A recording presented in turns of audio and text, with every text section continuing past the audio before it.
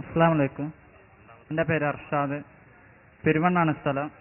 എനിക്ക് ചോദിക്കാനുള്ളത്, മഹാത്മാക്കളായ അൻബിയാക്കന്മാർക്കും ഔലിയാക്കന്മാർക്കും അവരുദ്ദേശിക്കുന്ന സന്ദർഭത്തിൽ മുഅ്ജിസത്തും കറാമത്തും വെളിപ്പെടുത്താൻ സാധിക്കുമോ എന്നാണ്.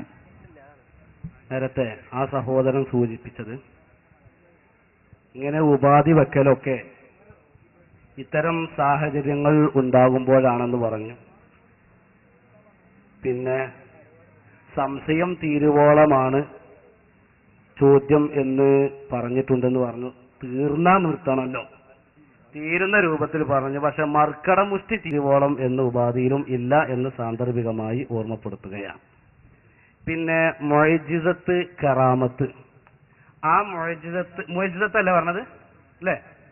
അസാധാരണ സംഭവങ്ങൾ അമ്പിയാക്കൾക്ക് അവർ ഉദ്ദേശിക്കുമ്പോൾ പ്രകടിപ്പിക്കാൻ കഴിയുമോ എന്നാണ് ചോദ്യം അല്ലേ? ചോദ്യം വളരെ സ്പഷ്ടമാണ്, മറുപടി അതിലും സ്പഷ്ടമാണ്.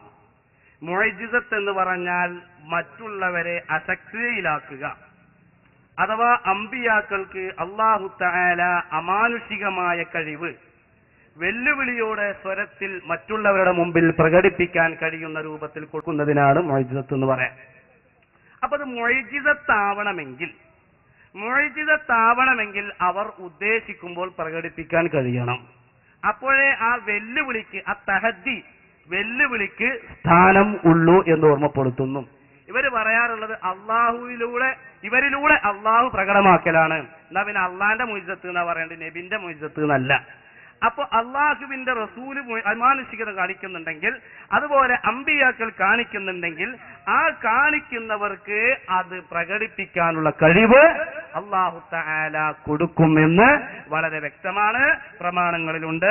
ഇബ്നു തൈമിയ്യയുടെ ഫതാവയിലും അൽ ഫുർഖാൻ പോലെയുള്ള ഗ്രന്ഥങ്ങളും ഒക്കെ വളരെ വ്യക്തമായി ഈ വിഷയം സവിസ്തരം പറഞ്ഞിട്ടുണ്ട് എന്ന് മാത്രമല്ല, സഹീഹുൽ ബുഖാരിയിൽ ഇമാം ബുഖാരി ഉദ്ധരിച്ച ഒരു ഹദീസും ഉണ്ട് വിശദീകരണം വഴി.